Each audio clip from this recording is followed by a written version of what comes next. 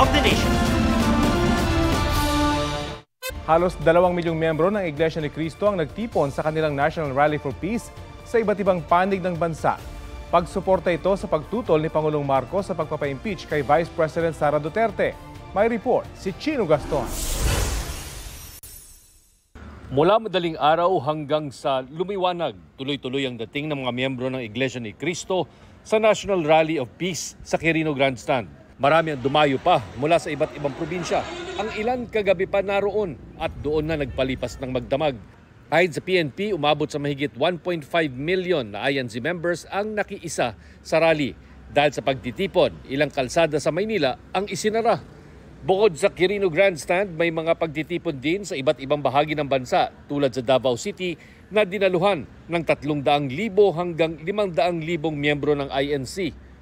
Libo-libo rin ang nakiisa sa National Peace Rally sa Cebu City, Iloilo City at Bacolod City. May 2.8 million members ang INC na ikatlong pinakamalaking religious denomination sa bansa.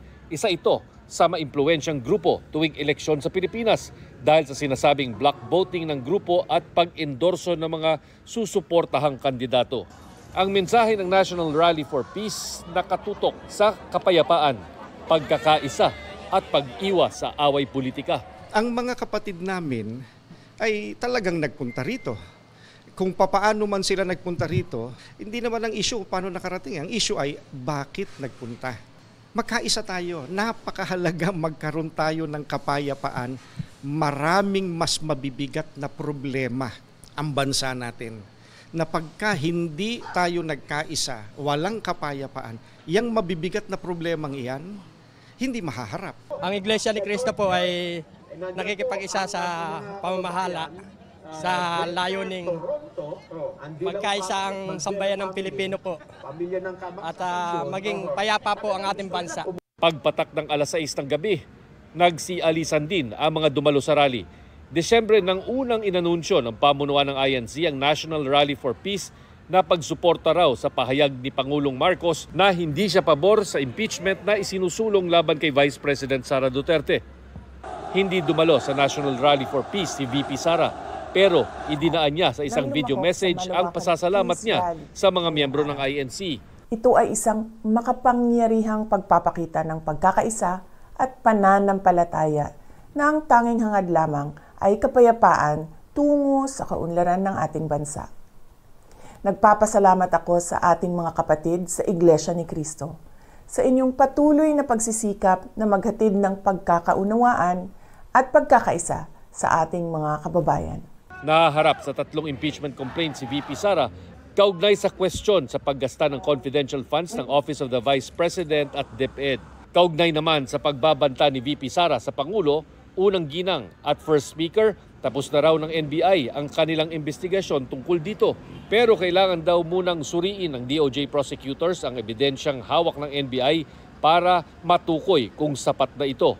Once the evaluation is confirmed to be enough to warrant preliminary investigation, that's the time that the preliminary investigation proper would be initiated. Chino Gaston nagbabalita para sa GMA Integrated News. Natagpo ang patay sa saksak ang isang Pinay sa Slovenia. Suspect ang kanyang asawang Slovenian. Nagbabakasyon ng Pinay na si Marvel Facturan sa Bled, Slovenia nitong Disyembre. Ang mga larawang yan nakuha sa labas ng Pilipinas ay ipinost online ng kanyang mister. Sa investigasyon ng Slovenian Police, nag-away ang mag-asawa at nauwi sa saksakan. Nadatan daw ng mga pulis ang suspect sa lugar at agad inaresto. Ayon sa DFA, natapos na ang autopsy sa labi ni Facturan at nakipag-ugnayan na rin siya sa ina ng biktima, ang ating embahada roon. Tiniyak ng pamahalaan na may uwi sa bansa ang labi ni Facturan sa loob ng 2 linggo. Isang traffic enforcer sa Davao City ang nasakta ng muntik sa gasaan ng kotseng pinara at sinita dahil sa traffic violation.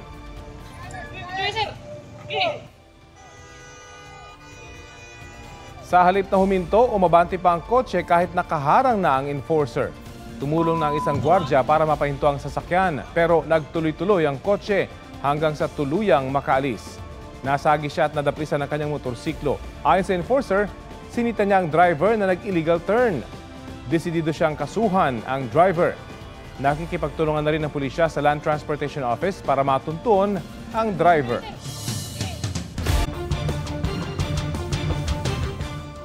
Patay ang isang tindero sa Bacolod City matapos paluin sa ulo ng nakaalitang barker. Sa Cebu City, nagrambol ang mga gumagawa ng props ng dalawang magkatunggaling grupo sa isang event sa Sinulog. Yan ang mga spot report ni Joseph Moro.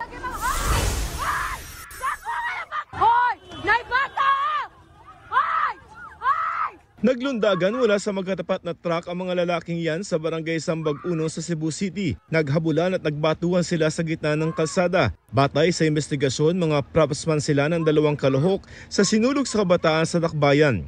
Nagsimula umano ang alitan sa loob pa lamang ng Cebu City Sports Center kung saan magkasunod na nag-perform ang dalawang contingent. Pinapatawag na sila ng pulisya sabay pagtitiyak na hindi na mauulit ang insidente lalo sa linggo na ang taunang Sinulog Grand Parade. Nagsi-cellphone sa harap ng isang establishmento sa Bacolod City ang babaeng ito nang biglang tumumba sa likuran niya ang isang matandang lalaki. Ang lalaki pinalo pala ng kahoy sa ulo ng isang barker umano na mga pampasaherong sasakyan. Ayon sa pulisya, nagkainitan ng suspect at biktima na isang street vendor dahil sa parking. Nasawi ang biktima dahil sa head injury. Hinahanap pa ang suspect. Sa Pavia, Iloilo, natagpo ang patay ang isang lalaking 63 anyos sa loob ng kanyang sasakyan. Nakarinig ang mga residente ng putok ng baril saka nakita ang isang lalaki na lumabas ng sasakyan. Ayon sa isang residente, sumakay ng motorsiklo ang lalaki na itinuturing na ngayong suspect. Sa investigasyon ng pulisya, papunta ang biktima sa isang kliyente para magbakuna ng aso. Iniimbestigahan pa ang krimen.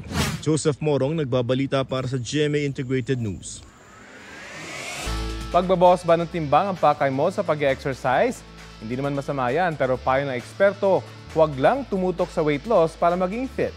Ang mga iba pang dapat ikonsidera, alamin sa Fit Track ni Katrina Son.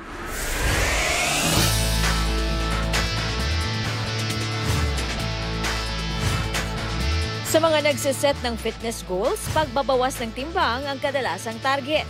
Pero paalala ng isang fitness coach, para maging fit at healthy, hindi kailangang maging obsessed sa timbang. May iba na nade-develop nila anorexia, yung sobrang fixated sila sa weight na gustong magpapayat na to the point na bulimic sila, yung sinusuka nila yung kinain nila kasi ayaw nilang may laman yung tiyan nila dahil bibigat sila. Hindi lang daw ang pagpapababa ng timbang ang dapat bigyang pansin. Nariyan din ang tamang pag-e-exercise, maayos at sapat na pagtulog, at pagkain ng masustansyang pagkain. Kamusta ba ang cardiovascular health mo? Kamusta ba ang functional strength mo? Kasi baka naman nasa BMI ka nga, pasok ka dun sa BMI mo. Pero sobrang hina mo naman na aakyat ka lang ng ilang palapag, pagod na hingal ka na. Payo niya, ilista ang inyong goal, gawing holistic ang inyong approach to fitness, at huwag kakalimutan ang inyong physical, emotional at mental well-being. Si Aludia Orendain, di lang daw weight loss ang goal sa kanyang daily brisk walk at exercise, kundi pangangalaga sa kanyang mental health. Para hindi po laging nasa bahay lang and laging nasa isang sulok. So I wanted to go out some more. Nakaka-relax din makakita ng maraming puno and maka-feel ng hangin, fresh air. Panay rin ang lakad ng pamilya ni Phoebe at Christian Villanueva. Nakapag-exercise na, nakapag-family bonding pa. We want to live longer for our kids, and also we want to be a good example to them. That being physically fit and exercising is really, it should be a lifestyle. We're trying to just walk it out para, kumbaga, starting it slow. Si Jeric Gallegos naman, naging motivation sa pagbabalik ehersisyo ang kanyang pagluluksa sa pagpanaw ng matalik na kaibigan. I just got back into it actually because I had a friend that just died, so New Year resolutions, change for the better. Katrina Son, nagbabalita para sa GMA Integrated News.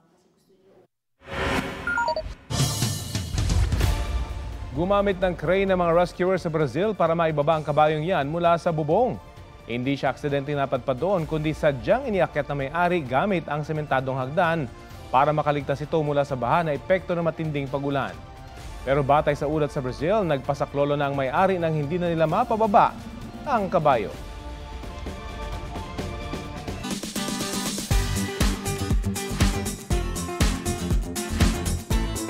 Sa tulong ng isang babae, naabot na isang rider sa Dipolog City ang kanyang trip to Makati, as in Makating likod.